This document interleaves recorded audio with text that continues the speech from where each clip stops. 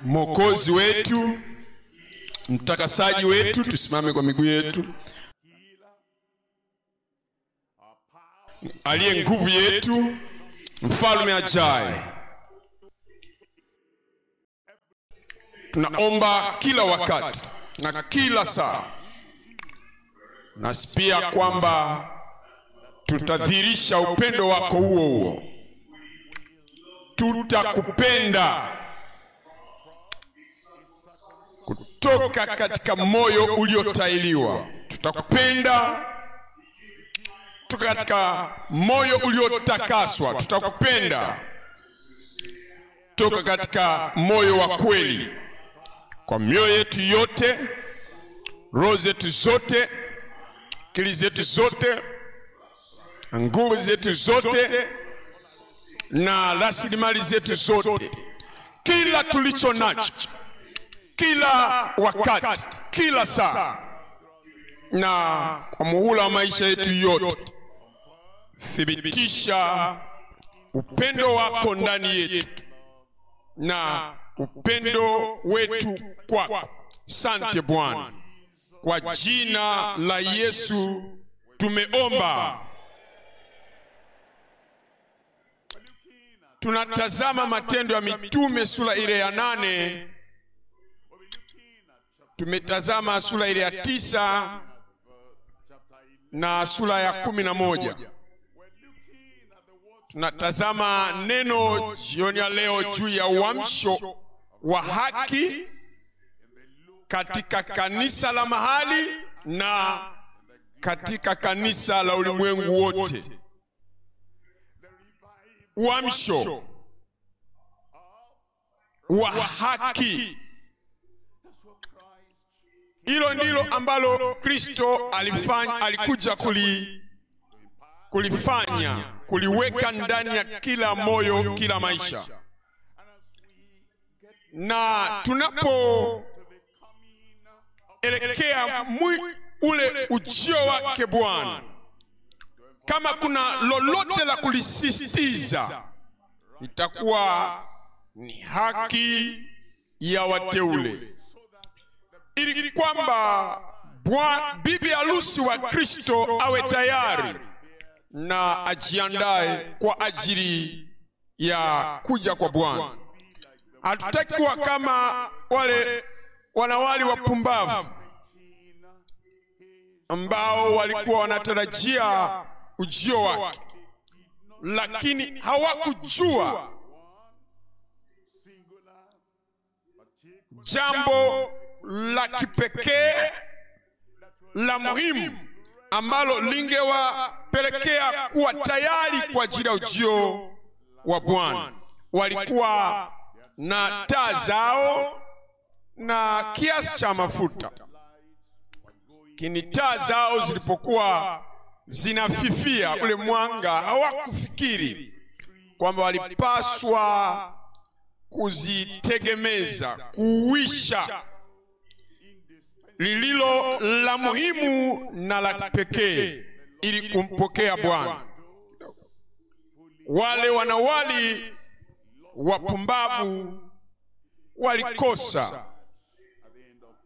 Takuwa hivyo mwisho wa maisha. Yatakuwepo makanisa na makusanyiko, na takuwepo na wahubiri na watenda kazi, na kutakuwepo na shughuli nyingi za kidini zikiendelea, lakini watakuwa wakiuisha mambo mengine tu ya kidini. Watauisha baadhi ya mambo mazuri, lakini watafungasha na kuiweka kando haki.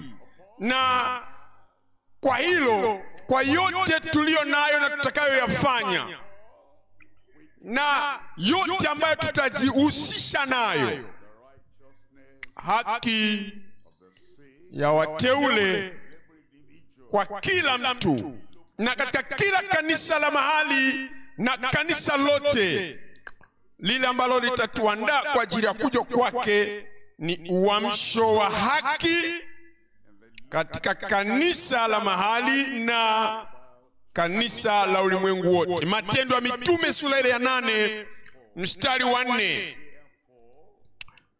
Lakini wale waliotawanyika wakaenda huko na huko wakilihubiri neno. Mwanzo wa kanisa kulikuwepo na changamoto, kulikuwepo na mateso, na mateso yale yakawa na mwelekeo mzito juu ya kanisa lote, na kanisa lote likatawanyika kutoka Yerusalemu. Lakini kule kutawanyika kimwili kutoka pale Yerusalemu hakukuwafanya waende mbali na neno na badiliko la moyo na wokovu na haki, na hawakuacha majukumu waliokuwa nayo. Walikwenda na neno la toba, neno la upatanisho, neno la haki kila walipokwenda. Sura 9:31 Matendo ya Mitume. Basi kanisa likapata raha katika Uyahudi wote na Galilaya na Samaria.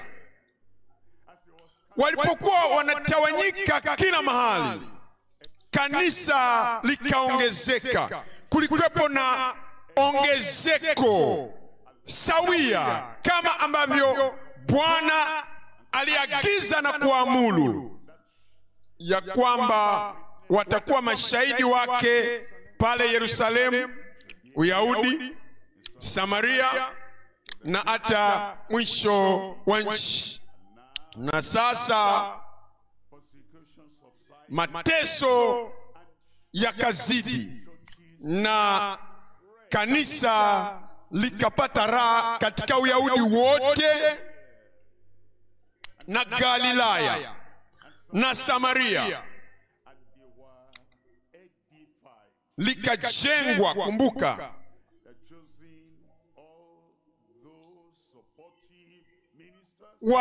wale watumishi wote wategemezao na huduma zote zinazotegemeza, na watu wote wakafanya yote walioweza kutakiwa kufanya. Hatimaye kanisa likajengwa na likaendelea na kuongezeka katika kicho cha Bwana, na faraja ya Roho Mtakatifu walizidishwa. Tazama sura 11 Matendo ya Mitume 11:26, tunaambiwa hata huyo ni Barnaba alipokwisha kumwona Sauli akamleta Antiokia. Ikawa kwa muda wa mwaka mzima wakakusanyika pamoja na kanisa na kuwafundisha watu wengi. Walilikusanya kanisa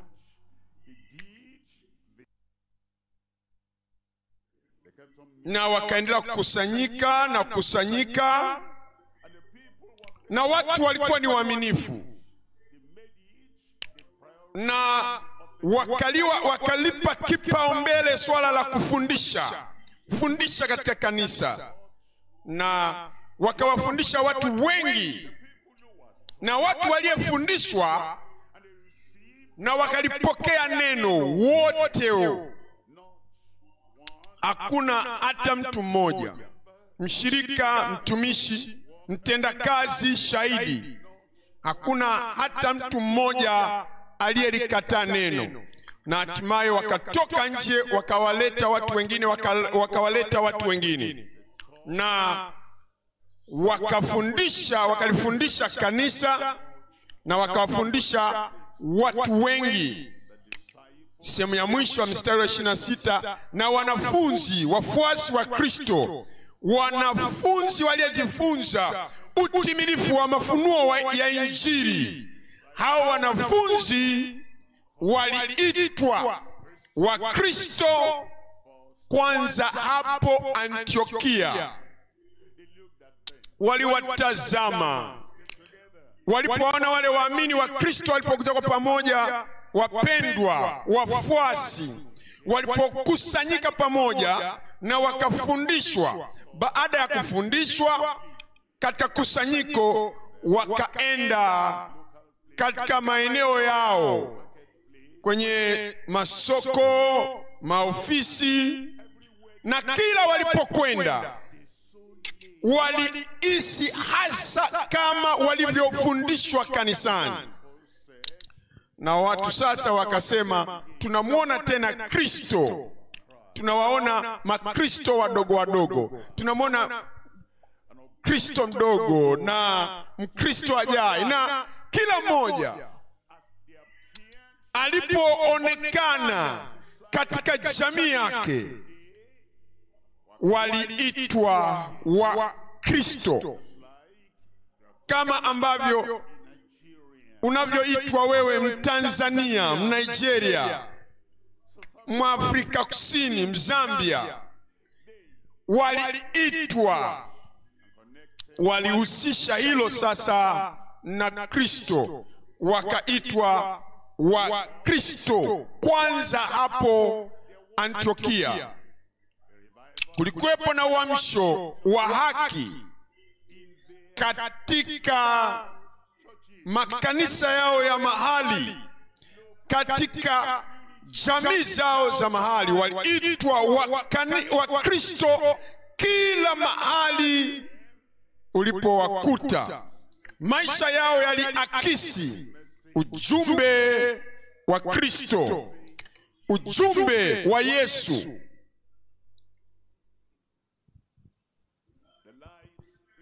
Maisha yao yaliakisi utu na monekano wa Kristo, na hatimaye wakawa ndio wajumbe wa Yesu, wakawa ndio wokovu wa Yesu, na wakawa ndio utakaso, udhirisho wa utakaso wa Yesu na uponyaji wa Yesu, na nguvu na uwasilishaji wa nguvu ya Yesu, na wakawa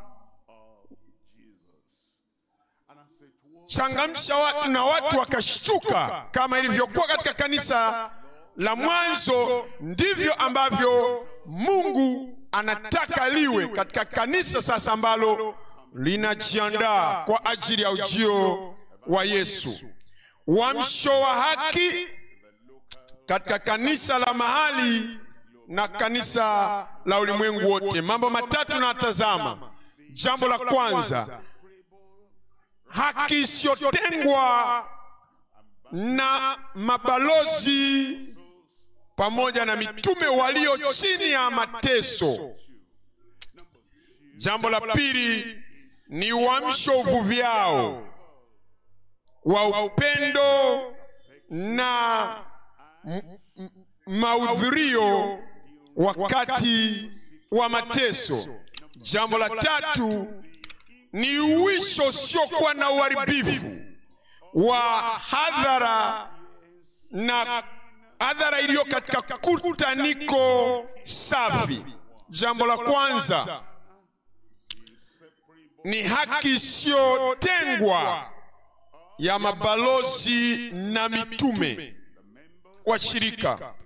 washirika wa kusanyiko, watoto wa Mungu, waamini wa kawaida pamoja na mitume. Hakuna tofauti. Mitume wapo juu na mabalozi, kila mmoja walikuwa na ujuzi ule ule wa wokovu na uthabiti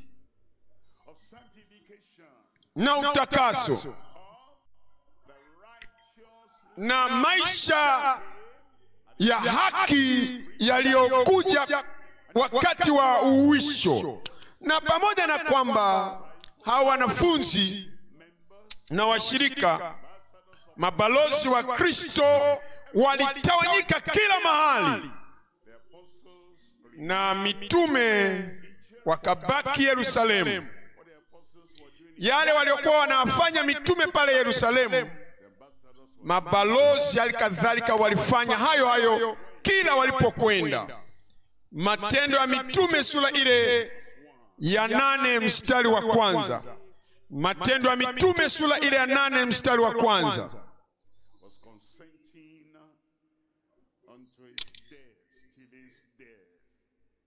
Na tunaona wakati ule, siku ile, kukatokea adha kuu ya kanisa lililokuwa katika Yerusalemu. Wote wakatawanyika maelfu. Kumbuka Matendo ya Mitume sura 2, 3000 kabla ya wakati wa 3120. Sura ya 4 tunaona 5000, kwa hiyo 120, 3000, 4000 tunaona 5000 matele na umati mkubwa. Sasa makusanyiko hayo yote makubwa, waamini hao wote kwa maelfu yao, wote wakatawanyika katika nchi ya Uyahudi na Samaria, isipokuwa hao mitume. Mitume tu ndio walibaki Yerusalemu.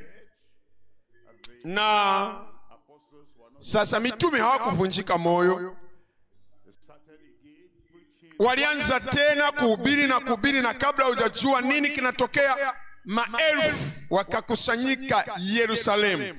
Lakini kule walikotawanyikia watu, sasa tazama mstari wa 4. Lakini wale waliotawanyika wakaenda huko na huko wakilihubiri neno.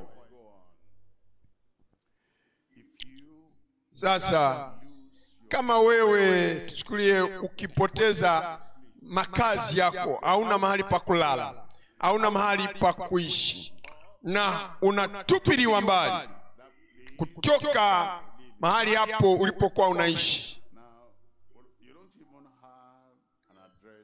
na una hata anwani tena, wewe umefukuzwa tu, utakuwa ukifanya nini hapo sasa ulipo tawanya? Hauna kanisa, hakuna kanisa la Deeper Life hapa, kwa sababu mitume walikuwa hawajaenda Uyahudi, Samaria na Galilaya. Wakati ule wewe ungekuwa unafanya nini wakati huo? Kama kuna uamsho ndani ya nafsi yako, kukiwa kuna uamsho wa Yesu ambao umethibitika ndani yako, unambeba Yesu kila unapokwenda, unabeba haki kila unapokwenda.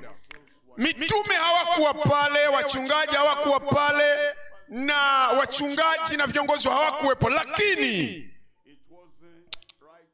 haikuwa haki tu machoni pa Petro, kuwa mwenye haki machoni pa mitume tu. Hata kama mitume hawakutawanyika pamoja nao kila walipokwenda, hata bila ya kuwepo uwepo wa mtume, uwepo wa mchungaji, wao walikwenda kila mahali. Na naweza ukasema, unapomwona mtu anapokuwa na haki, uwisho na upya, lile ulilo nalo ndilo utakalo kwenda nalo huko nakokwenda. Na huo uamsho ukatawanyika sasa kutoka Yerusalemu na kwenda katika maeneo hayo mengine yote. Mambo matatu tunatazama kwenye kipengele chetu cha kwanza. Rumi ya kwanza, ujasiri wa watumishi walio chini ya mateso. Jambo la pili ni kujiweka wakfu kwa mabalozi walio chini ya mateso. Jambo la tatu ni mageuzi ya maelfu wakati wa mateso. Jambo la kwanza, Rumi ya kwanza, hapo tunaona ujasiri wa watumishi walio chini ya mateso. Tunaambiwa katika Matendo ya Mitume sura ile ya 8 mstari wa kwanza. Matendo ya Mitume sura ile ya 8 mstari ule wa kwanza.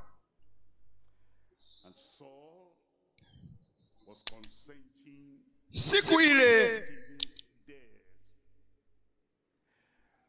wakati huu tunamwona Sauli sasa anahangaika na mateso sasa yanainuka dhidi ya kanisa.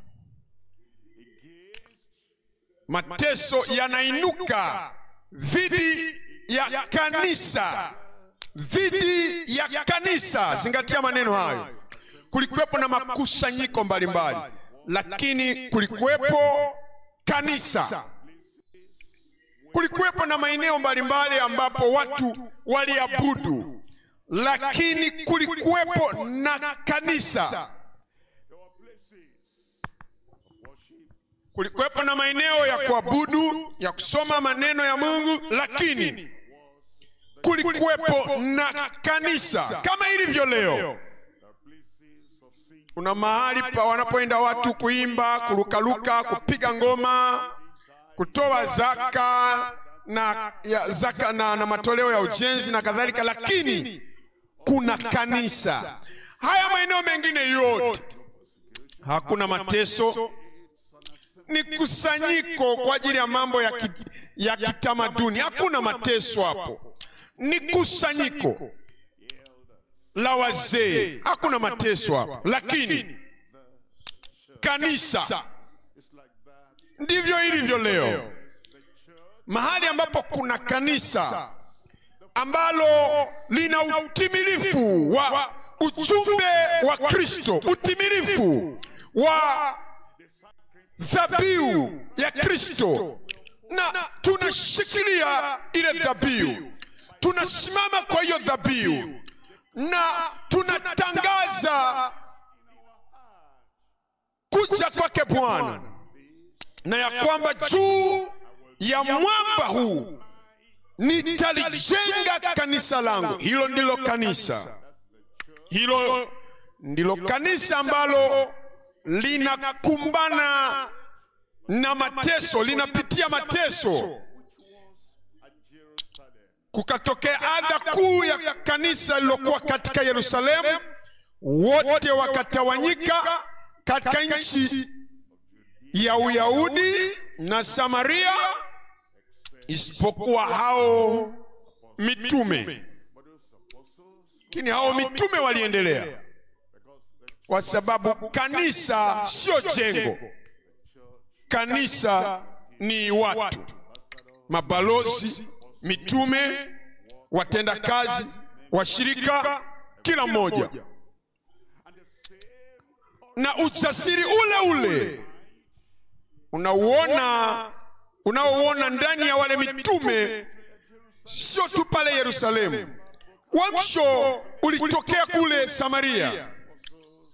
Mitume wakamtuma Petro na Yohana kwenda Samaria, kwenda kutazama ni nini kile ambacho mmoja wao aliyetawanyika.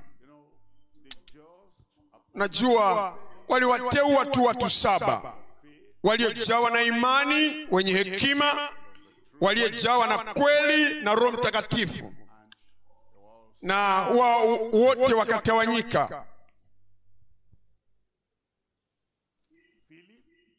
Filipo alipofika Samaria, aliyoyaona wakiyafanya mitume kule Yerusalemu, naye pia akayafanya, na watu wengi wakamjua Bwana. Na kwa sababu hiyo wakamtuma Petro na Yohana. Si kwamba walikuwa tu wameokolewa, walikuwa wamekwisha kuokolewa, lakini sio tu kutakaswa, walikuwa wametakaswa haswa, lakini mitume walikuwa wamepokea nguvu na ubatizo na kuzamishwa katika Roho Mtakatifu. Walijua hilo. Kwa hiyo walipotoka Yerusalemu, sura ya 25,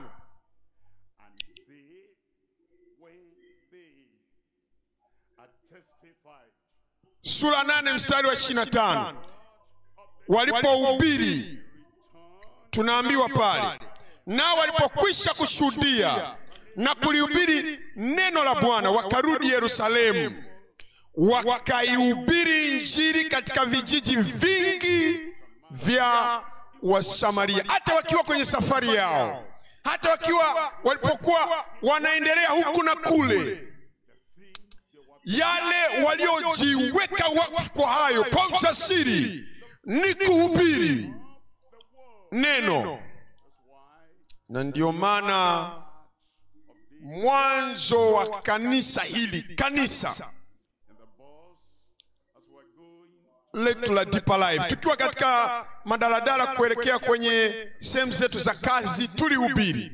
Tunaporudi pia kutoka Yerusalemu, kutoka Samaria kwenda Yerusalemu, tulihubiri. Unapotukuta kwenye train, magari moshi, unatukuta tunahubiri. Unapotukuta kwenye mabasi mazuri, tunasafiri huku na kule saa nyingi, tunakwenda mahali fulani, tulikuwa tukihubiri.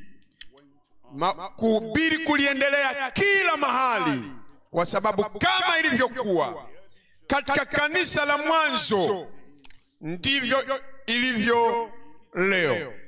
Na hatukusubiri.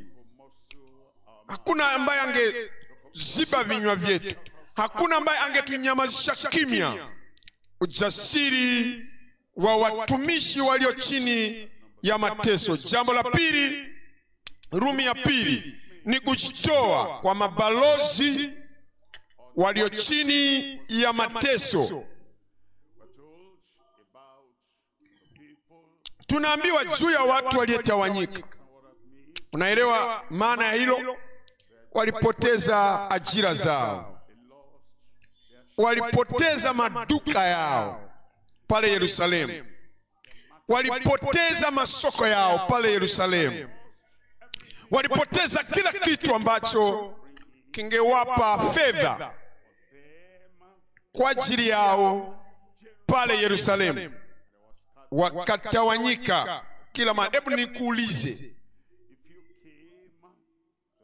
kama ungekuja katika ibada ya kuchunguza maandiko na unarudi nyumbani ukakuta umepoteza duka lako, utafanya nini?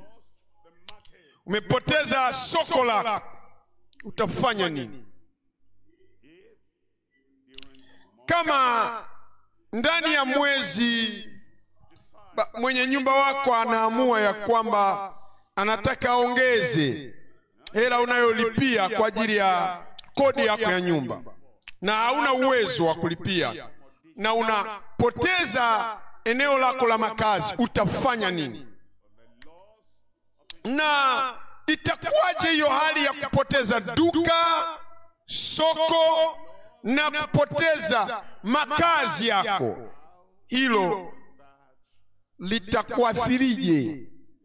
Litaathirije kujitoa kwako kwa ajili ya haki, kujitoa kwako kwa ajili ya Bwana, na kujitoa kwako kwa ajili ya kanisa? Fikiria hilo. Sio tu kusoma na kupiga mbio. Soma na tafakari. Soma na tendea kazi. Hapa tunaona washirika, watu kama wewe na mimi, waliotawanyika na wakapoteza kila kitu kilichokuwa ndio maisha yao. Tazama Matendo ya Mitume sura ya 8 mstari wa 4.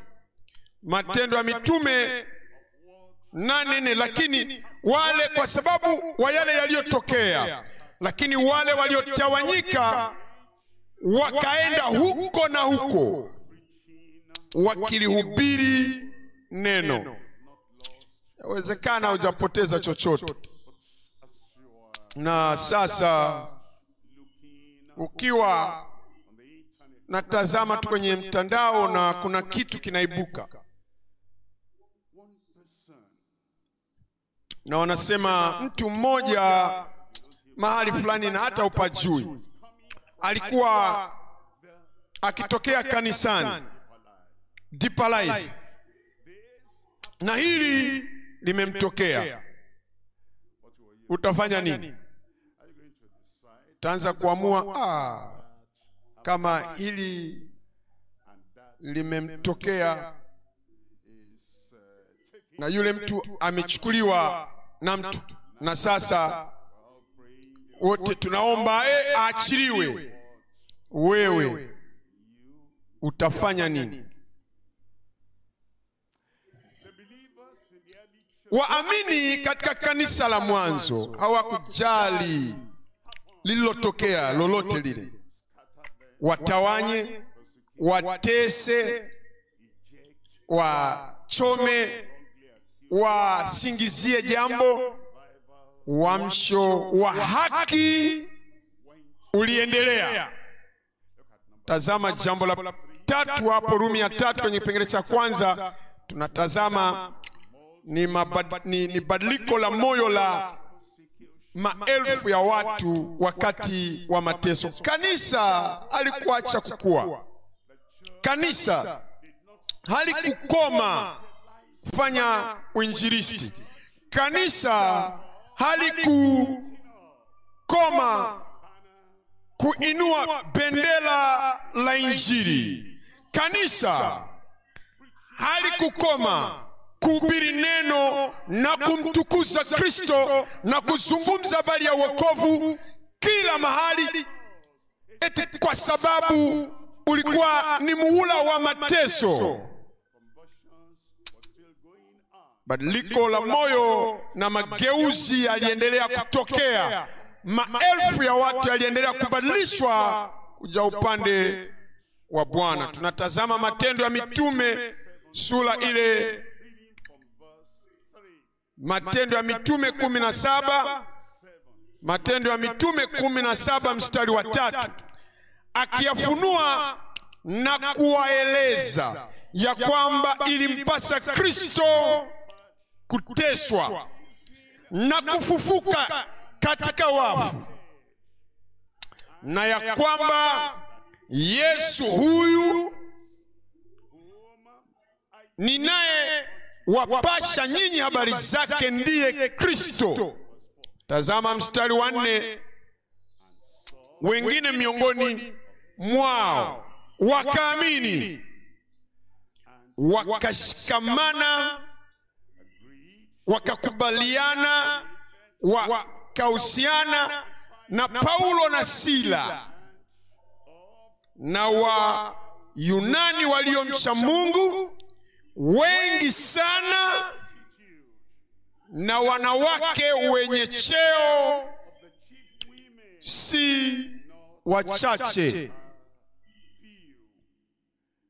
Waliendelea kumtumikia Bwana kila walipokwenda. Jambo la kwanza, jambo la muhimu, jambo lililokuwa ndio lina sukuma damu zao ni kuhubiri Injili. Mstari wa 11 tunasoma, watu hawa walikuwa waungwana kuliko wale wa Tesalonike, kwa kuwa walilipokea lile neno kama ambavyo umekuja wewe. Tunaye Roho wa Mungu akizungumza nasi kwa neno, kupitia neno na kwa Roho. Je, wewe unalipokea hilo neno? Kama Matendo ya Mitume sura ile ya 2 wakalipokea lile neno hapa. Matendo ya Mitume 17:11 walilipokea lile neno kwa uelekevu wa moyo, wakayachunguza maandiko baada ya kulisikia neno. Hawakwenda huko wanazungumza na haya mengine hayo. wakayachunguza maandiko kila siku, waone kwamba mambo hayo ndivyo yalivyo. Mstari wa 12, basi watu wengi miongoni mwao wakaamini. Waliamini hapo mwanzo, sasa wanachunguza maandiko binafsi yao, na walikuwa makini mno, na walikuwa wamekusudia hasa kwamba wajifunze zaidi na zaidi, na wengi wakaamini. Na wanawake wa Kiyunani wenye cheo na wanaume si wachache, na kawepo na kubadilika kwa watu kwa sababu ya mwenendo waliokuwa nao kwa neno la Mungu. Tazame kipengele cha pili sasa. Kipengele cha pili ni uamsho uvuviao wa upendo na mahudhurio wakati wa mateso. Upendo au mguso, uamsho wenye uvuvio wa mguso na mahudhurio. Kama unampenda Bwana, unataka kuwa mahali ambapo Bwana yupo, ambalo ni kanisa.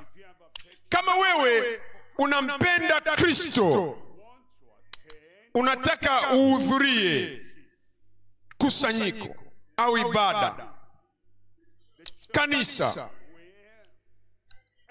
mahali ambapo kila tunalolizungumza ni ujumbe wa Yesu, wokovu wa Yesu, utakaso unaokuja kupitia Yesu, uponyaji unaokuja kupitia Yesu, na nguvu ya Roho Mtakatifu tunayopewa kupitia Yesu, na kurudi kwake kwa dhahiri kwa Kristo. Upendo utadhirika katika mahudhurio.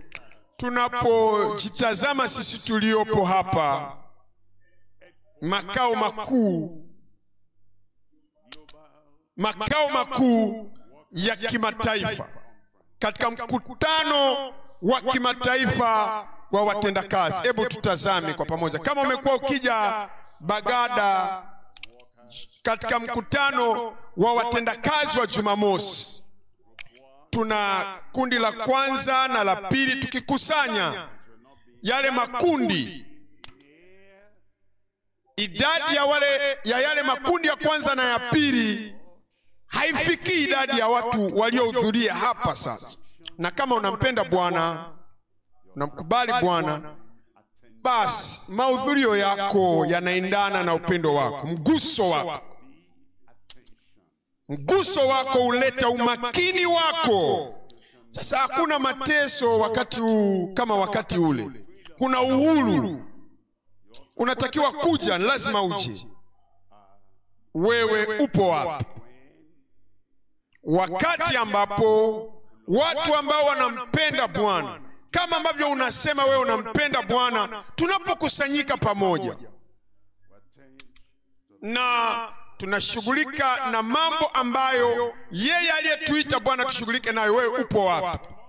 Lazima tuelewe ya kwamba Bwana haangaiki tu na kujaza vichwa vyetu na aya za maandiko.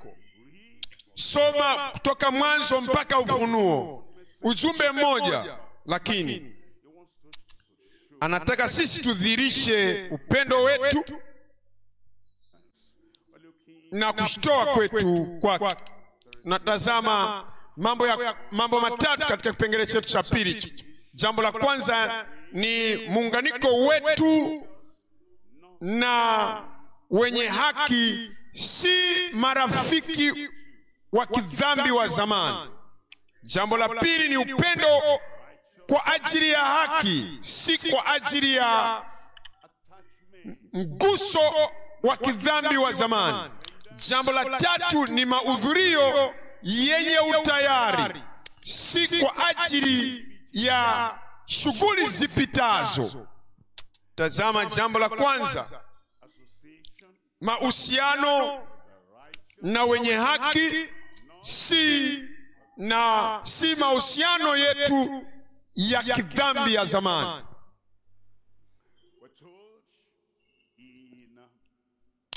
Tunaambiwa katika Matendo ya Mitume sura ile ya 9, Matendo ya Mitume 9:19, Matendo ya Mitume 9:19 anatuambia akala chakula, huyo ni Sauli, na kupata nguvu.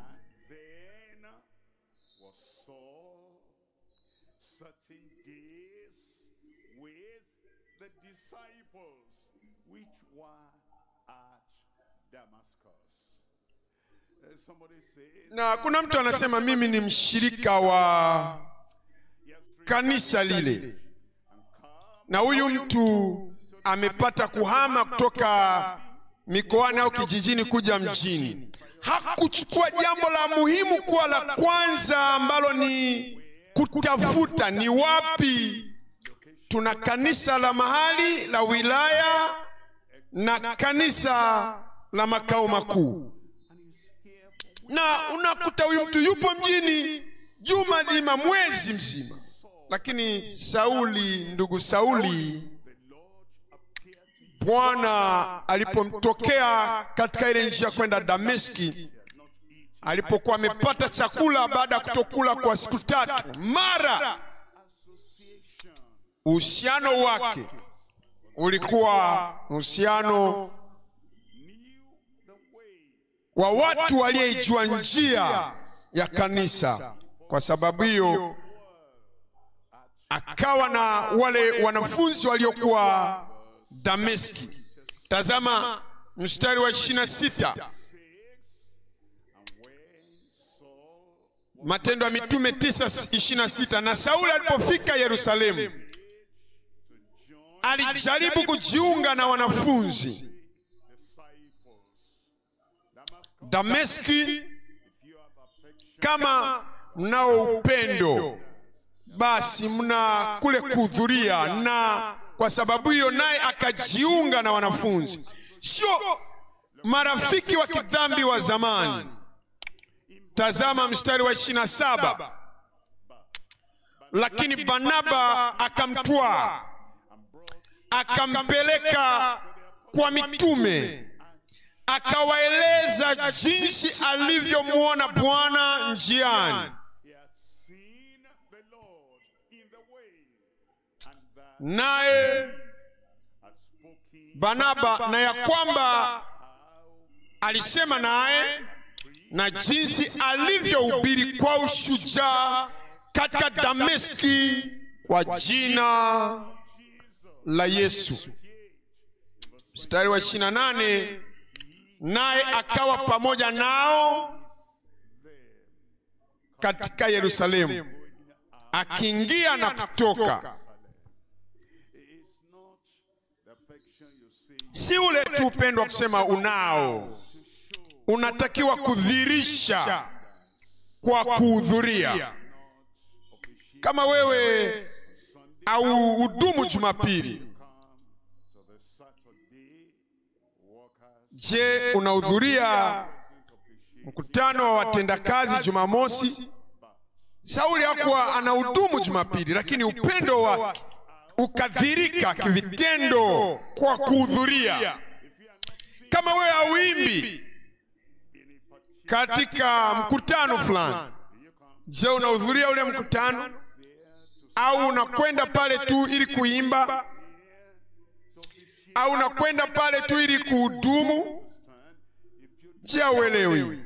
Kama unampenda Bwana hasa, utadhihirisha kwa maisha unayoishi, na utaonyesha upendo kwa mahudhurio yako.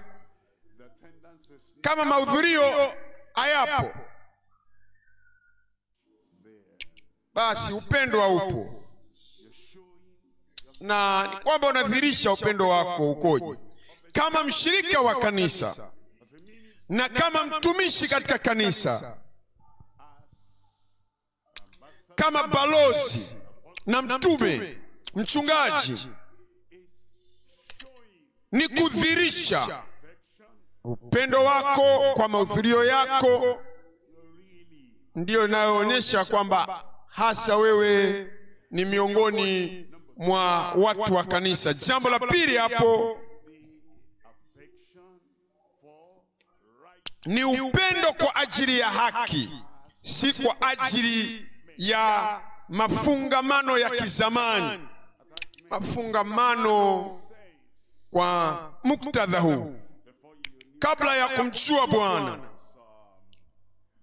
ulikuwa na mafungamano ya kidini, ulifungamana na watu wa kidini kabla ya kumjua Bwana.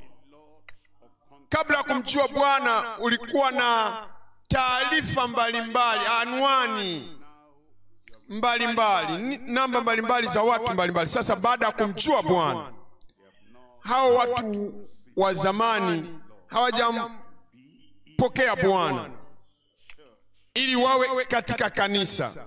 Wanaweza wakawa katika makanisa na makusanyiko mengine,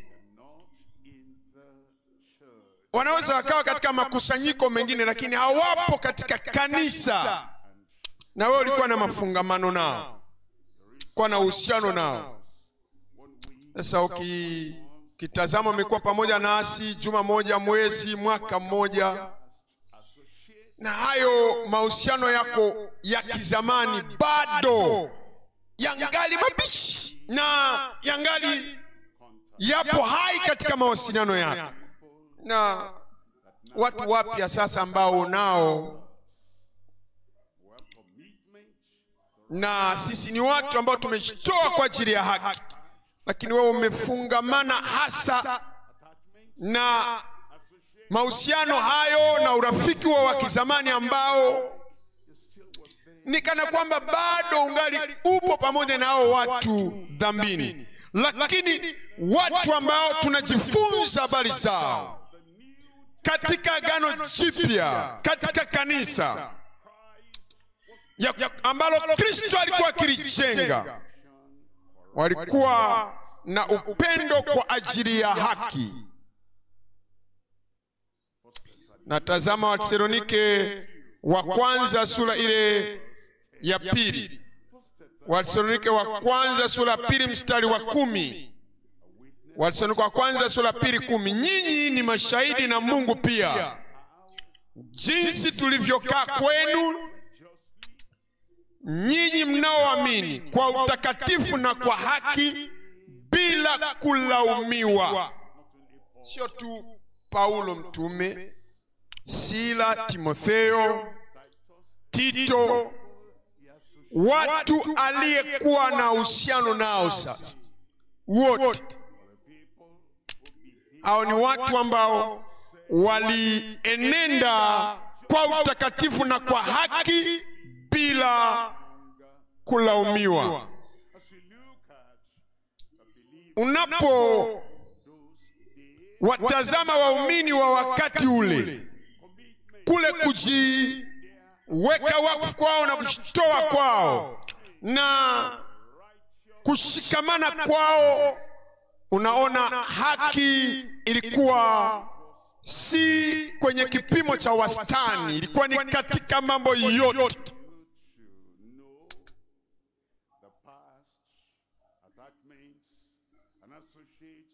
Takushangaza ya kwamba Sauli alikuwa na watu marafiki mbalimbali alionufaika nao katika dini ile, lakini huwezi kuwajua kwa sababu kile kitovu kilikatwa alipomjia Bwana. Hili lilikuwa ni jambo la kivitendo, si tu maneno. Usiupende ulimwengu wala yaliyomo katika ulimwengu. Kwa hiyo mtu yoyote akipenda dunia, kumpenda Baba hakupo ndani yake. Timotheo wa pili sura ya pili. Timotheo wa pili sura ya pili mstari wa 10. Timotheo wa pili sura ya pili mstari wa 10. Kwa ajili ya hilo nastahimili mambo yote kwa ajili ya wateule, ili wao nao waupate wokovu ule ulio katika Kristo Yesu, pamoja na utukufu wa milele. Tazama jambo la tatu, Rumi ya 3 hapo tunatazama mahudhurio ya utayari, si shughuli zipitazo. Tunapokuja kuhudhuria katika mkutano wa watendakazi au mikutano yetu ya kawaida, mkutano wa Jumatatu wa kuyachunguza maandiko, au mkutano wa watendakazi Jumamosi, au mkutano wa ibada yetu ya Jumapili, na mkutano wetu wa Jumanne wa viongozi, ni ili kwamba tuweze kuwa tayari kwa ajili ya kuja kwake Bwana, na kuwafanya watu wengine pia wawe tayari kwa ajili ya kuja kwa Bwana. Kwa hiyo tunahudhuria si tu ili kutimiza ule wajibu kwamba tunafanya hivyo, wala tukumbuki nini kilifanyika, nini kilizungumzwa. Unakuja unachangia katika ule mkutano, lakini unachochangia katika ule mkutano hakikuwa na mchango wa haki katika ule mkutano, lakini kilipunguza, kiliondoa kule kujikita kwa watu katika haki. Mahudhurio yako yanawafanya watu wapunguze, na watu ambao walihitaji kusaisha mambo katika mioyo yao na wawe tayari kwa ajili ya Bwana, mchango wako ukawakengeusha, na kukawepo na shughuli tu za kawaida unazozifanya mara kwa mara, kwamba hata mahudhurio yako hayakumsaidia wala kutia nguvu wala kuwaimarisha watu ambao walitakiwa kuwa tayari kwa ajili ya kuja kwa Bwana. Lakini Bwana anataka tuhudhurie ili kwamba sisi wenyewe tujiandae na tuwasaidie wengine kuwa tayari. Waibrania sura ile ya 10 mstari wa 24. Waibrania 10 mstari wa 24. Tukaangalie sisi kwa sisi, tukaangaliane sisi kwa sisi. Usiwe pasifu, usiwe mtu usiyejali. Unahudhuria katika ule mkutano, unahudhuria kongamano, unahudhuria ibada, unaangalia. Tukaangaliane sisi kwa sisi na kuhimizana katika upendo na kazi nzuri, ili kwamba tuweze katika mioyo yetu kuwa tayari kwa ajili ya kuja kwa Bwana. Mstari wa 25, wala tusiache kukusanyika pamoja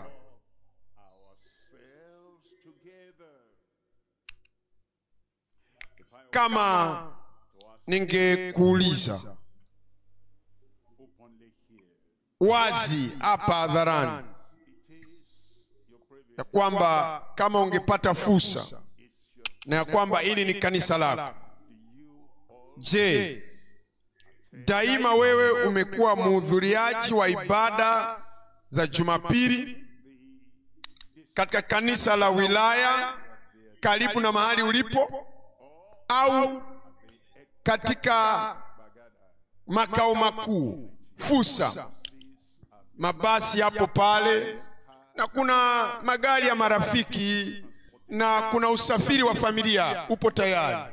Je, daima unahudhuria pale? Wala tusiache kusanyika pamoja. Kama ningekuuliza ibada ya Jumatatu iliyoutwa mgongo wa kanisa, je, daima unahudhuria? Unapokuwa kwenye wilaya yako unatakiwa uwepo pale, Je, wewe unapotakiwa kuja katika kanisa la makao makuu, je, daima unakuwa pale? Kama hapana, kwa nini? Unakwenda wapi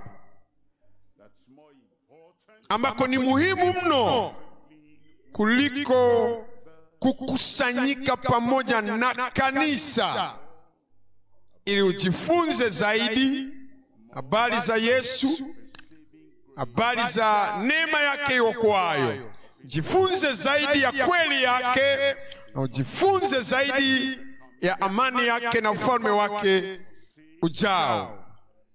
Wala tusiache kusanyika pamoja kama ilivyo desturi ya wengine. Hata wakati ule Shetani amekuwa kazini kuwapozesha watu, na watu wanajikuta wanasahau kusanyika kwa pamoja na waamini kama ilivyo desturi ya wengine, bali tuonyane. Unakuja, haji mtu mwingine, ebu muhimize, ebu mfikie, ebu mpigie simu, ebu mtembelee. Lazima uivunje hiyo tabia ya kutokuja katika mikutano hii katika kanisa. Sema, bali tuonyane na kuzidi kufanya hivyo kwa kadiri mwanavyo siku ile kuwa inakaribia. Siku ya Bwana inakaribia. Bwana anakuja. Na kwa sababu hiyo unataka uhudhurie katika kanisa ili uweze kuwa tayari. Mimi nitakuwa tayari. Jiambie mwenyewe. Sema kwa kuazimia, mimi nitakuwa tayari. Tutazame kipengele cha 3. Ni uwisho usiokuwa na uharibifu wa kusanyiko wa hadhara lililo katika kusanyiko safi. Tunaambiwa katika Matendo ya Mitume sura ya 9 na mstari ule wa 26. Matendo ya Mitume 9 mstari wa 26.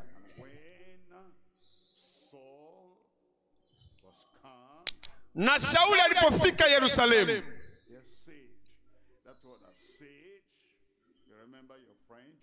alikuwa ameokolewa, na wewe umeokolewa. Unamkumbuka rafiki yako alijaribu kuungana na wanafunzi, na Sauli alipofika Yerusalemu alijaribu kujiunga na wanafunzi, nao walikuwa wakimwogopa wote, wasisadiki ya kuwa yeye ni mwanafunzi. Je, tunatafuta kuwa na makusanyiko makubwa kiasi ambacho mtu anapokuja, mtu asiye aminika, mtu muovu, mtu mdhambi, anakuja kati yetu? Je, tunampokea tu kwa mikono yote, hebu karibu karibu? Kwa nini hauchunguzi? Hawakujua, hawakukagua ya kwamba wajue ya kwamba amebadilika, pamoja na kwamba alikuwa ni mtu mwenye nyazifa za juu katika dini ya siku zile. Sasa anakuja, wakasema hapana, hautokuja katika kutusogelea kati. Hasa kuna watu wanakuja wakiwa na mitazamo yao na mipango yao ya siri, na mara wanapokuja tu wanataka kujisogeza karibu mno na mitume. Usicheze na usafi wa kanisa, usafi wa kusanyiko, usafi wa hadhara. Kuna watu walio na haraka mno.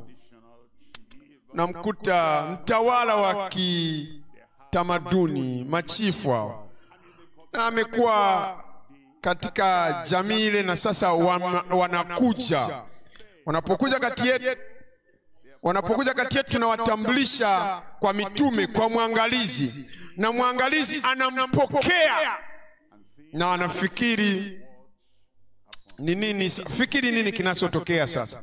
Kama Simoni pale Samaria alijiunga pamoja na Filipo na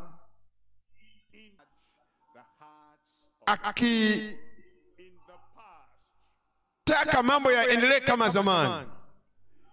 Sasa akasema ameokolewa na amebatizwa katika maji tele, na asili yake hasa ilikuwa haijadhihirika bado mpaka Petro na Yohana walipokuja kutoka Yerusalemu, wakaweka mikono yao juu ya baadhi ya watu, na watu wakampokea Roho Mtakatifu.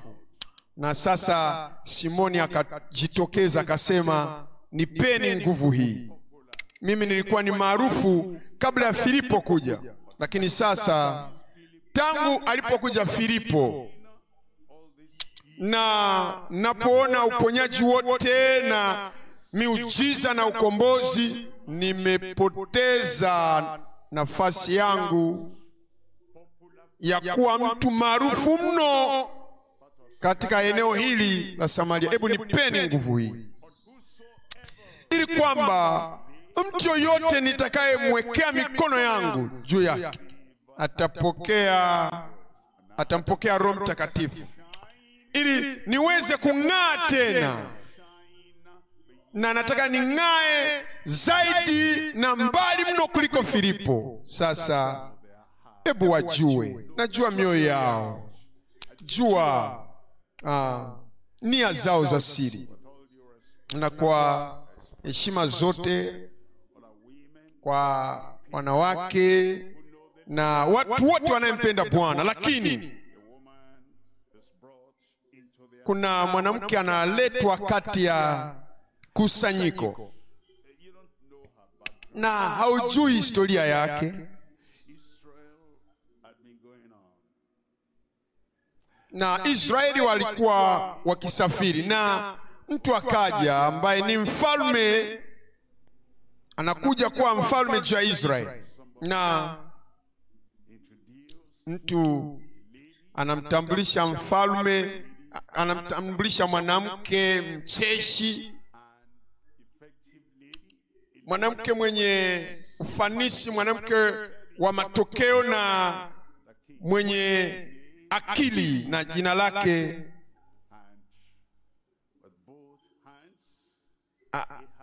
anatambulishwa kwa Ahabu huyo mwanamke, na Ahabu anampokea kwa mikono yake, na huyo ni Yezebeli. Na Yezebeli hakuja peke yake, Yezebeli alikuja pamoja na ibada za kumwabudu Bahali ndani ya moyo wake. Alikuwa na ajenda yake ya siri, mkakati wake wa siri, kuleta ibada ya Bahali katika nchi. Uwe makini ni nani unaye mkunjulia mikono yako, ili uweze kumkumbatia, ili uweze kumkubali.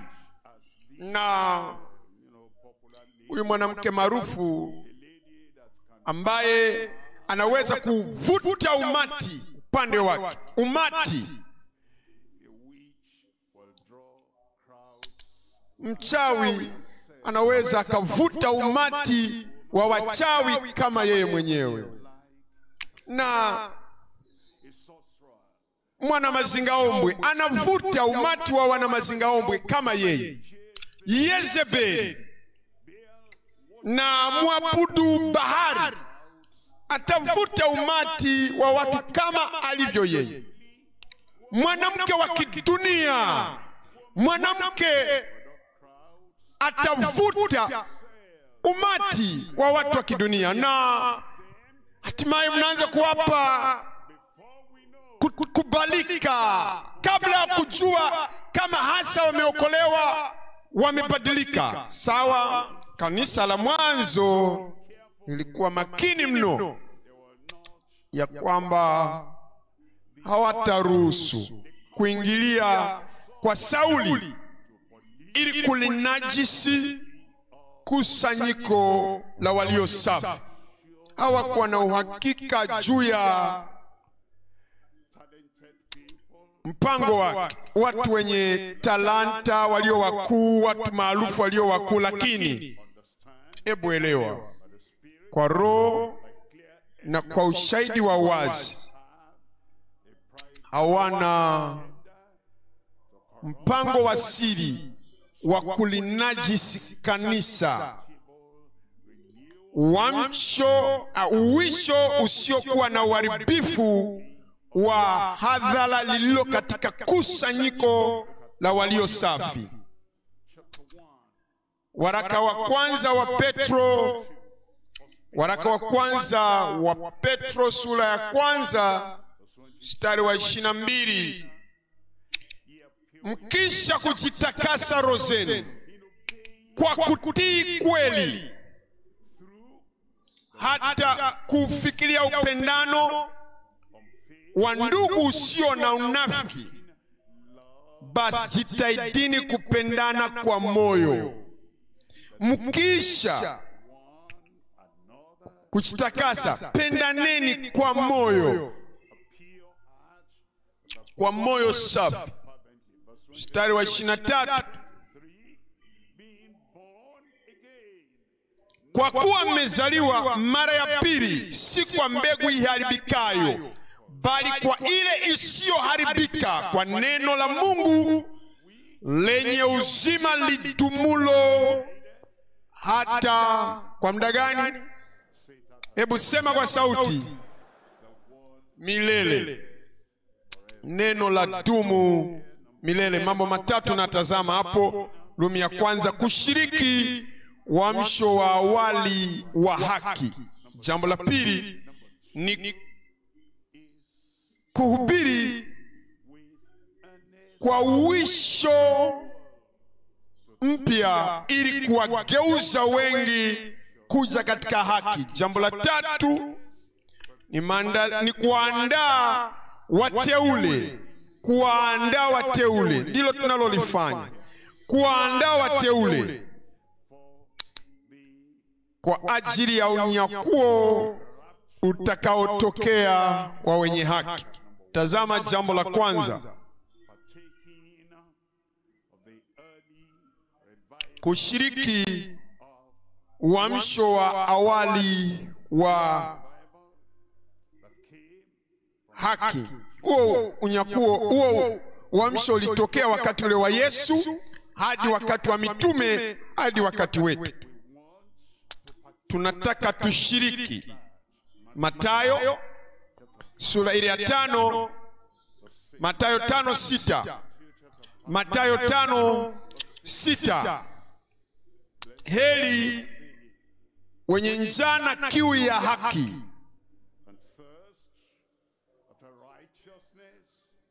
maana hao watashibishwa.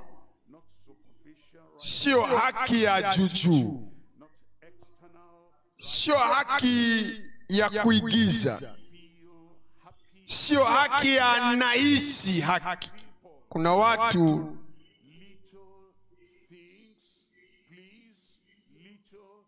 mambo madogo ufurahisha watu wadogo. Unawapa vitu vitamu vitamu, yao yanatosha kuwa wafurahi haswa. Wape punje kidogo tu ya sukari, hilo inatosha wao kuchanganyikiwa. Lakini wape neno la toba, wanakuambia hapana, hili ndilo ninalotaka mimi, sukari. Lakini uamsho wa haki, watu wanapokuja katika kanisa na wanaloulizia, sio hawaulizia habari ya mafanikio, hawaulizia habari ya kuinuliwa, hawaulizia habari ya kufanikiwa, hawaulizia mambo tu matamatamu ya ulimwengu. Mambo yaliyo katika moyo wao ni haki. Heri wenye njaa na kiu ya haki, maana hao watashibishwa. Tazama mstari wa 10. Heri wenye kuudhiwa kwa ajili ya haki, maana ufalme wa mbinguni ni wao. Watu wanaopenda haki hasa kiasi ambacho hata mateso yanapokuja wanaendelea kuja kanisani. Tulikuwa tuna watu waliokuwa wanakuja katika ibada kuyachunguza maandiko Lagos pale.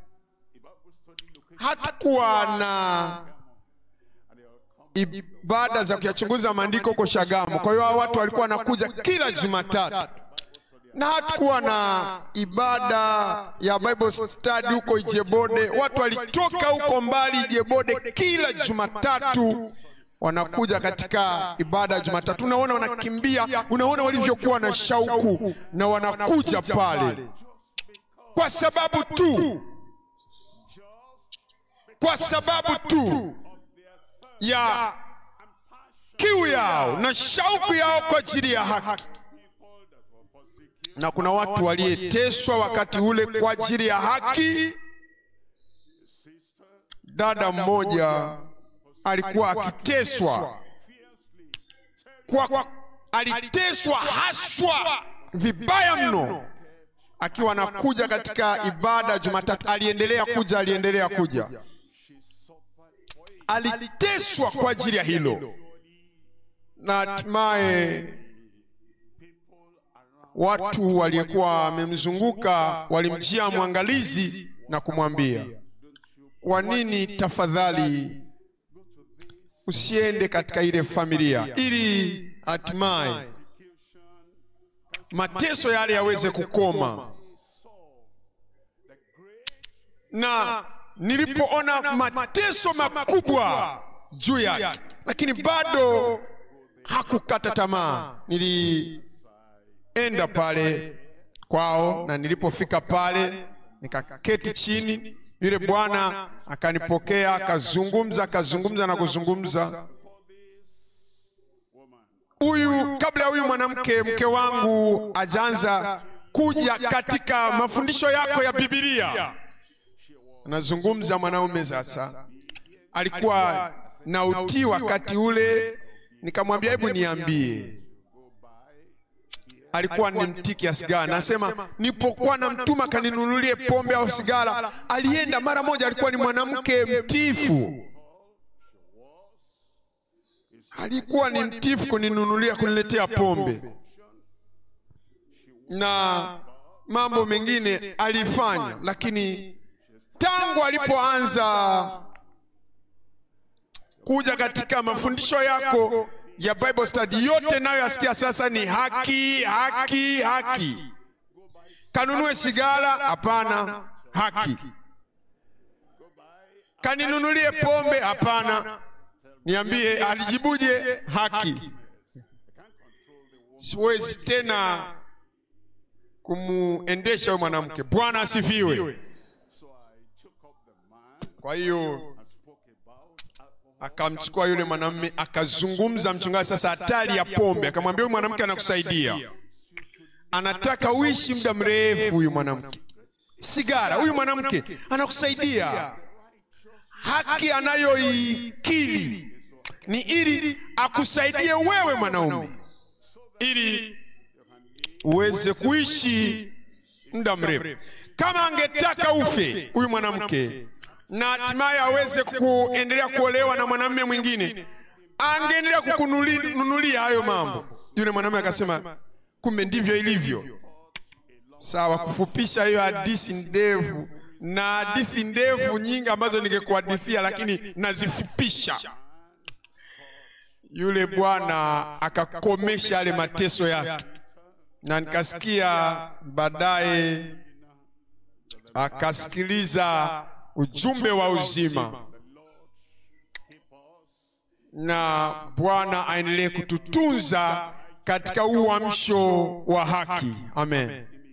Nipe amina nzuri. Unajua lazima uelewe kwamba mateso daima huajia wanawake, kwa sababu nazungumza aina hii ya mateso kwa sababu hawako tayari kuwa wasio wenye haki hawa kina mama. Na mchungaji alialikwa mahali pengine, na mwanamume yule hakufurahishwa na maisha ya mkewe. Walikuwa wamekwisha kupata watoto, na mwanamke huyu alikuwa ni wa dini kabla ya hapo, lakini sasa badiliko la kweli likaja juu yake, na huyu mwanamke hakuweza kukosa ibada kuchunguza maandiko hata moja. Alikuja daima na kaendelea na kuja, na yule mwanamume mmewe akaanza kumtesa, na watu wengine wote walikuwa wakija katika ibada kuchunguza maandiko waliyemfahamu yule mwanamke wakazungumza na yule mwanamume, akasema hapana. Na hatimaye wale wakina kaka wakampigia mwangalizi, akamwambia mwangalizi, hili sasa linakwenda mbali, tafadhali hebu njoo. Na mchungaji akaenda pale, na yule mwanamume hakuwa na chembe hata ya heshima kwa mwalimu yoyote anayefundisha mambo ya haki. Kwa hiyo akamtambulisha mwangalizi, akamtazama mwangalizi kana kwamba ni kusema kwa hiyo ndio nini sasa. Na wakamwambia huyu mtu ndiye anayetufundisha, anatufundisha Biblia katika ibada ya kuyachunguza maandiko, ni ili aguse maisha yetu na kutubadilisha na kutuandaa kwa ajili ya mbingu. Ni kutoka kwenye kinywa cha huyo mtu kwa mara ya kwanza aliposema hicho ni kikombe chake cha chai, hilo halinisumbui. Anazungumza yeye kuzungumza habari ya wokovu, haki, hicho ni kikombe chake cha chai, lakini Mungu nashukuriwe kwa sababu sikuruhusu hilo liniyumbishe haki. Mtu mmoja pale paza sauti sema haki. Nikafumbua kinywa changu na nikaanza kuzungumza. Kabla tujaondoka pale usiku ule, yule bwana akajisalimisha kwa Yesu. Jumatatu iliyofuata ya ibada ya kuyachunguza maandiko, alikuwa katika ibada ya kuyachunguza maandiko. Usikate tamaa. Usikate tamaa. Usikate tamaa. Kwa sababu sisi ni washiriki wa uamsho wa haki. Jambo la pili, Rumi ya pili hapo, ni kuhubiri kwa bidii uamsho au uwisho ili kuwageuza wengi kuja katika haki. Utawageuza wengi kuja katika haki kwa jina la Yesu. Mathayo sura ya 6 mstari wa 33. Mathayo 6:33. Bali utafuteni kwanza, jambo la kwanza kuliko taaluma yako, jambo la kwanza kuliko muda wa ziada mahali pako pa kazi. Hili ndio linapaswa kwa jambo la kwanza. Hili ndilo linatakiwa kuwa jambo namba moja. Anasema bali utafuteni kwanza ufalme wake na haki yake, na hayo yote mtazidishiwa. Amen. Mmepoteza mahali pa kusema amina nzuri. Danieli sura ile ya 12. Danieli 12 mstari wa 3. Na walio na hekima watang'aa kama mwangaza wa anga, na hao waongozao wengi kutenda haki watang'aa kama nyota milele na milele. sio tu kwamba wewe ni mtendakazi, lakini unawageuza wengi kuja katika haki. Sio tu kwamba wewe huduma yako ni huduma tu ya kawaida, unawageuza wengi kuja katika haki, na Bwana anatusaidie. Na utang'aa hapa duniani na utang'aa kule juu katika utukufu. Simgeuze mmoja tu, wawili, watu wachache, wageuze wengi kuja katika haki. Lazima nikuulize kabla sijaendelea, ni watu wangapi ambao umewageuza kutoka katika dhambi kuja katika uokovu? Tangu ulipo fanyika kuwa mtendakazi, hebu wanyoshe vidole, wajue kwa majina yao. Hawakumjua Bwana, lakini kupitia wewe peke yako waweke watu wengine hawa na wahubiri wengine, wewe umewageuza kuja katika haki. Anasema, na walio na hekima na hawa wawaongozao wengi kutenda haki watang'aa kama nyota milele na milele. Nipe amina nzuri.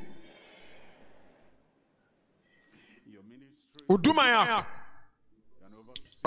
wewe ni mwangalizi. Wewe ni mwangalizi wa mkoa, mwangalizi wa jimbo, mwangalizi wa kitaifa. Wewe ni mchungaji wa wilaya na una fursa ya kuhubiri kila wakati. Unazungumza nini kwenye mahubiri yako? Katika mkutano wa vijana unahubiri nini? Katika mkutano wa wanachuo unahubiri nini?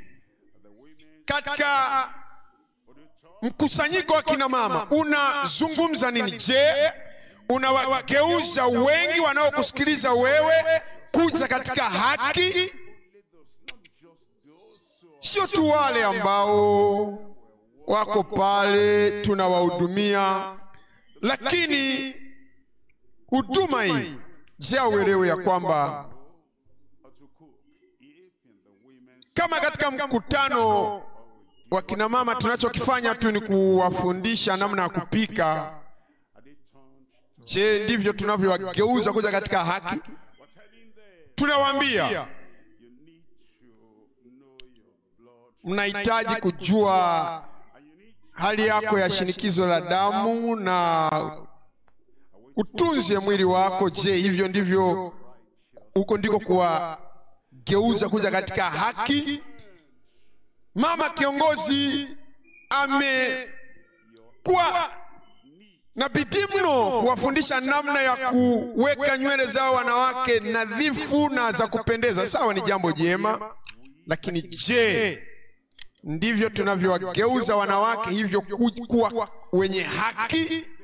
Je, ndivyo tunavyowatoa kuwa mbali na huku kusambaa na kukithiri kwa hali ya kutokuwa na haki katika familia?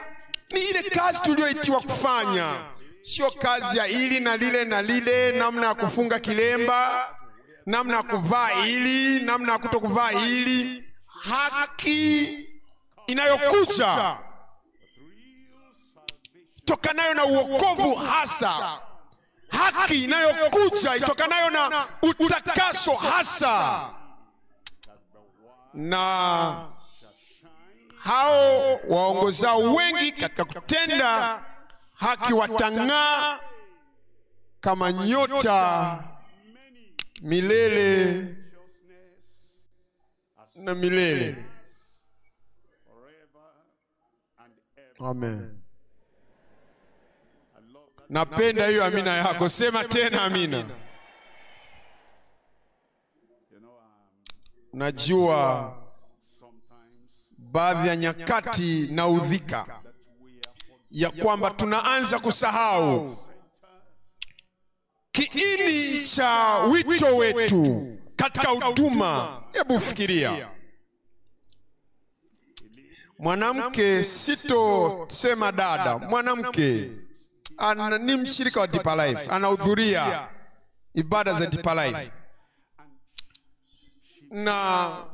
Hebu fikiria, kisa anaeleza cha kweli, anaweka huyu dada kwenye mitandao ya kijamii, akasema ana ujumbe kwa ajili ya wanawake wote katika kanisa la Deeper Life ulimwenguni. Ni ujumbe gani? Anasema wasifunge nywele zao kwa kupitia hizi rubber band. Anasema watumie kitu ambacho yeye amekipendekeza. Anasema funga nywele zako kupitia kamba hiyo anayoipendekeza yeye, na ya kwamba wale ambao wanaotumia kamba hiyo anayoipendekeza yeye, na ya kwamba wanafunga nywele zao kwa kamba hiyo, au wale wanayefunga nywele zao kwa hiyo rubber band, kwamba Mungu amemwambia huyo dada kwamba hao wetu wanaenda jahanamu, na ya kwamba kama hawatabadilika wanaotumia hiyo rubber band wanakwenda jahanamu. Na mwangalizi wa jimbo anakotokea huyu dada, huyu mwangalizi hakumgundua huyu dada katika lile jimbo na kumtoa katika kanisa. Je, hayo anayoyafanya ndio kuwageuza watu, kuwapeleka katika haki? Na alienda mbali zaidi huyu dada na kusema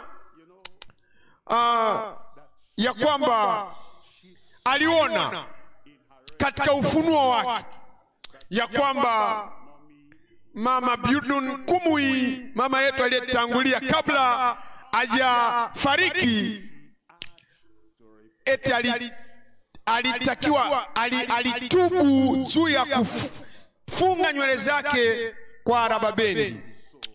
Mwanamke, wewe sio sahihi. Niliishi na yule mama, hakutumia chochote kama hicho, na hakuwa na kitu chochote kama hicho, wala hakutubia jambo lolote kama hilo. Ni nini kinakuja juu ya kanisa la Deeper Life? Ya kwamba hawa watu wote wanaweza wakaonesha hili na lile uongo, na wanawake sasa ni kana kwamba wanaanza kusema kuna kitu nimekiona kwenye mitandao ya kijamii, na wanaanza kuwa na hofu ya kwamba kama umeokolewa, na kama wewe ni mwenye haki kwa ndani, na kama unaishi maisha juu ya dhambi, lakini unatumia tu la babandi kufunga nywele zako, samahani, yetu naenda kuzimu. Na tumaini huyu dada ananisikia hivi, na natarajia, sitaki kutaja jimbo hilo, na tumaini ya kwamba mwangalizi wake ananisikia sasa. Mwite, zungumza naye. Hatujihusishi na aina hiyo ya mambo ya ovyo na mambo yasiyofaa katika Deeper Life. Tunahubiri neno. Mtu mmoja pale, nipe amina. Huduma zetu iwe ni katika eneo la kina mama, wanavyuo, vijana au watu wazima, lazima tuwageuze wengi waielekee haki. Nipe amina nyingine nzuri. Na hao waongozao wengi katika kutenda haki watang'aa kama nyota milele na milele. Tazama Rumi 3 hapo, kuandaa wateule. Hatuandai wenye dhambi, warudi nyuma, manabii wa uongo na manguli wa mitandao ya kijamii waongo. Tuandai hao, tunawaandaa wateule kwa ajili ya unyakuo wa wenye haki. Tazama Ufunuo wa Yohana sura ile ya 19 mstari wa 7. Ufunuo wa Yohana 19:7. Na tufurahi tukashangilie. tukampe utukufu wake, kwa kuwa harusi ya mwanakondoo imekuja na mkewe amejiweka tayari. Tutakuwa tayari. Utakuwa tayari. Mimi nitakuwa tayari. Kila mmoja wetu tutakuwa tayari kwa jina la Yesu. Mstari wa 8. Naye amepewa kuvikwa kitani nzuri ing'arayo, safi, kwa maana kitani nzuri hiyo ni matendo ya haki ya watakatifu. Huo ndio ujumbe Bwana ametupa katika kanisa.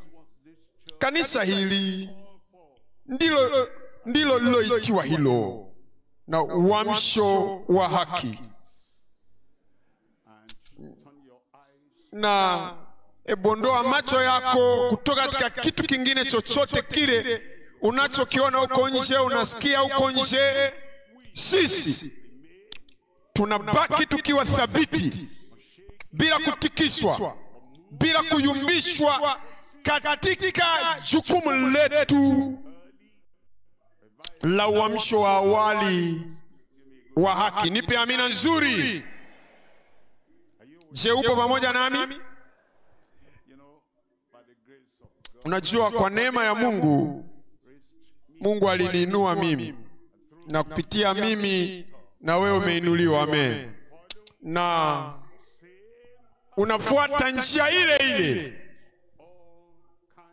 Nimekutana na aina mbalimbali ya watu, na Bwana amenipa neema ya kuwageuza kutoka kwa shetani na kuja kwa Mungu, kutoka gizani kuja nuruni, kutoka katika kutokuwa na haki na kuwa na haki. Na ninaomba ya kwamba neema ile ile Mungu atakupatia wewe,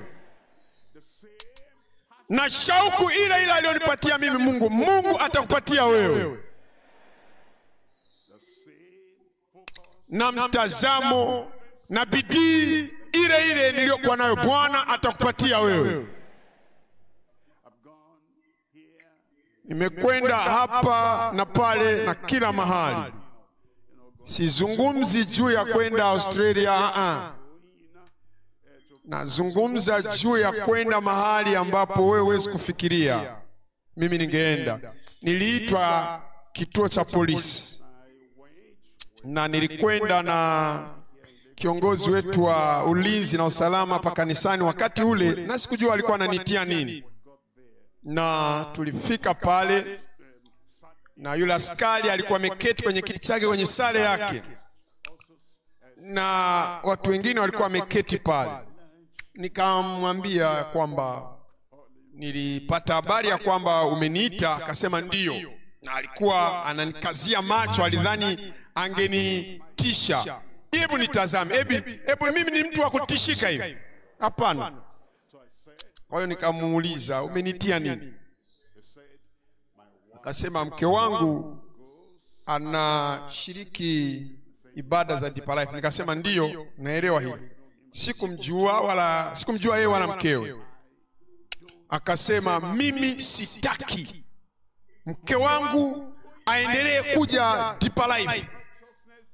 Mambo haki imezidi mno. Na kwa sababu hiyo nikasema, kwa hiyo umenitia nini sasa hivi mimi? Akaniambia mwite mke wangu, mzuie asiendelee kuja Deeper Life. Nikamtizama, nikasema wewe ni afisa katika nchi hii, unajua habari ya uhuru wa dini au kuabudu, na unajua kanisa lina milango iliyo wazi kwa ajili ya kila mmoja kuingia. Sasa wewe hauwezi kumsimamia mkeo, na unataka sasa jukumu hilo ulihamishie kwangu ili nimzuie yeye kuja. Nikamwambia Ebu simamia familia yako. Ebu chunguza umeshindwa wapi wewe mwenyewe, na kamwe usiniite tena kwa ajili ya jambo kama hili. Akasema nimekosea.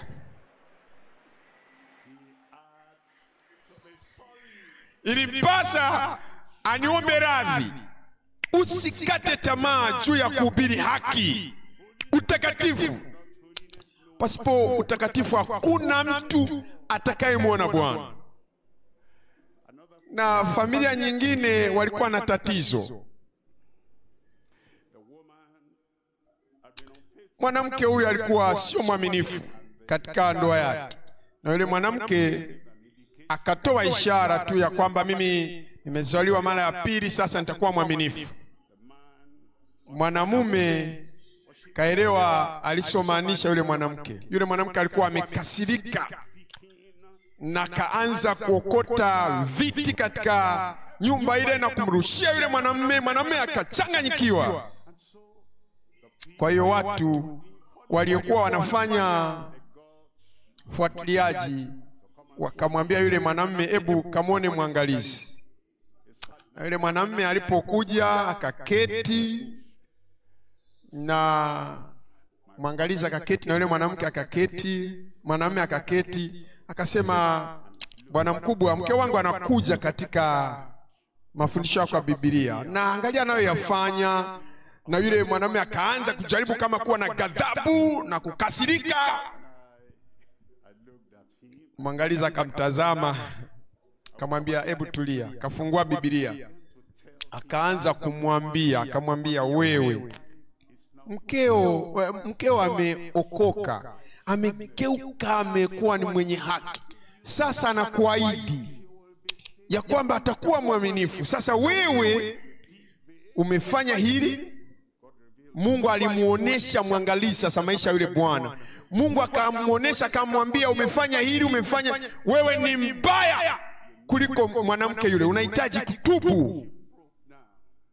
Yule bwana akavunjika pale moyo pale, akasema, mimi ni mbaya kuliko mke wangu. Na mwangalizi akamuongoza sala ya toba yule bwana. Akarudi nyumbani, akakiri kwa mkewe, akamwambia, mke wangu, ulioyazungumza wewe, uliakiri wewe, ni punje dogo tu, mimi ndio mwenye dhambi hasa, lakini sasa nimetubu. Na akageuzwa kuwa upande wa haki. Na akamwambia mke wake, akamwambia, akasema mwalimu mchungaji akimzungumzia mwangalizi alitumia aina hii ya Biblia, Thompson Chain Reference Bible, ambaye alitumia wakati siku ile mwangalizi alipokuwa anazungumza naye. Akamwomba, akamwambia, sasa nitanunua Biblia aina ile. Na mke wake akasema, hapana, mimi nitanunua hiyo Biblia kwa ajili yako. Wakawa wamepatana katika haki, wakaungana katika haki. Kaka zangu, dada zangu, huko ndiko ambako nimetokea mimi. Hiyo ndiyo safari yangu mpaka nitakapokufa. Mimi nitashikilia uamsho wa haki. Ungana nami, fuatana na kuhitaji, ongozana nami na kuhitaji wewe. Tumefanya wakati uliopita, sasa maelfu na utitiri wa sisi tulio wengi nilioyafanya na kuhamishia na ninayoyaamini na yahamisha kuja kwako. Biblia nzima na kukabidhi wewe, itajaza ubongo wako, itajaza moyo wako, itajaza akili yako. Kila utakapokwenda utatoa neno hili la haki, na kila utakapokwenda. Mimi sijachoka bado, na nikiwa na miaka 80 na karibia 84, na wewe hautochoka. Hauwezi kuchoka ukiwa na miaka 24, 34. Inuka na umwambie Bwana, wewe utapeleka uamsho huu wa haki kila mahali mjini, kila mahali katika jimbo, kila mahali katika taifa hili, kila mahali katika mataifa mbalimbali. Wewe ndiye unaifuatia, na nakupa huo moto